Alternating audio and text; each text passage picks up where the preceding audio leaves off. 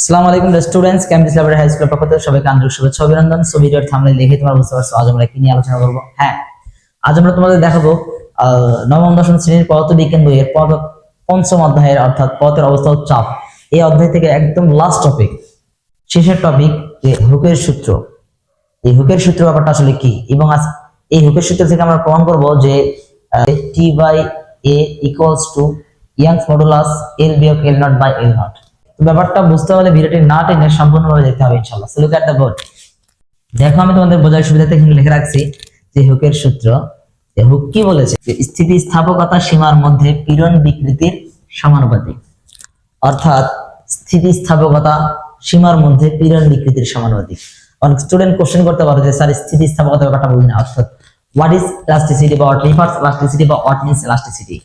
আমার এই video description বক্সে স্থিতিস্থাপকতার ভিডিওর লিংকটি দিয়ে দেবো, তোমরা আসলে এখান থেকে দেখে আসতে পারো ইনশাআল্লাহ। ঠিক আছে, তো দেখো স্থিতিস্থাপকতার এই সূত্র, হুকের সূত্র থেকে আমরা প্রমাণ করবো যে T by A equals to Young's modulus L বিয়োগ এল নট বাই এল। স্থিতিস্থাপকতার সীমার মধ্যে পীড়ন বিকৃতির সমানুপাতিক। মনে রাখবা, এই পীড়ন এবং বিকৃতি, এই পীড়ন এবং বিকৃতি নিয়েও কিন্তু আমার একটা ক্লাস আছে, তোমরা কিন্তু চাইলে ক্লাসটি দেখে আসতে পারো। আমার এই ভিডিওর ডিসক্রিপশন বক্সে আমি তোমাদের এই পীড়ন বিকৃতি এবং টেনশন নিয়ে একটা ক্লাস আছে, এই ক্লাসটির লিংকটা দিয়ে দাও, তোমরা দেখে নিও। ঠিক আছে, তো এখন দেখো, সো অর্থাৎ স্থিতিস্থাপকতার সীমার মধ্যে পীড়ন বিকৃতির সমানুপাতিক, অর্থাৎ আমি কি লিখতে পারি দেখো, যে অর্থাৎ পীড়ন প্রপোর্শনাল বিকৃতি।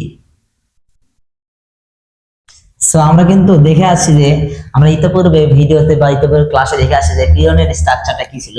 পীড়নের স্ট্রাকচারটা ছিল আমাদের কি টি বাই এ। মনে রাখবা, আমাদের কিন্তু এখানে তোমাদেরকে দেখাচ্ছি যে পীড়ন স্ট্রাকচারটা ছিল এইরকম, যে পীড়ন ইকুয়ালস টু এফ বাই এ। কারণ পীড়ন যে কথা, আমাদের চাপটা সেই কথা। মনে রাখবা, আমাদের এখানে আমি এফ এর পরিবর্তে কিন্তু টি লিখছি। What is T? T is tension. টেনশনটা কি অবশ্যই দেখে নিও, আমার এই ভিডিও ডিসক্রিপশন বক্সে আমি তোমাদের দিয়ে দেবো এই বিষয়গুলো। তো দেখো, এই পীড়নের এখানে বল লিখছে, এই বল, এই পীড়নের ক্ষেত্রে কিন্তু আমাদের এই টেনশনটা, এই টিটা হচ্ছে এক প্রকার বল, অর্থাৎ এটা বাধা প্রদানকারী বল।